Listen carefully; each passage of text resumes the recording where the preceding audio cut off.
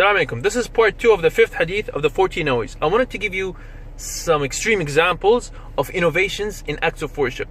Check it out. Reciting Quran for money.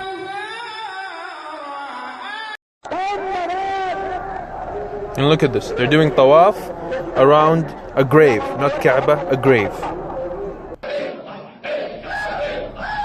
And look at this, screaming like monkeys and dancing in mosques. Did the Prophet ﷺ tell us that's how we should worship Allah? Come on, guys. And here, they're praying to a dead person. Dancing like crazy people. Look at this, they're doing sujood for a man. Oh my God, did the Prophet say that? Wow, can you believe those are Muslims? Some innovations can reach to kufr, and some of them are small. But they're all bad, they're all dangerous. Be careful. Assalamu alaikum.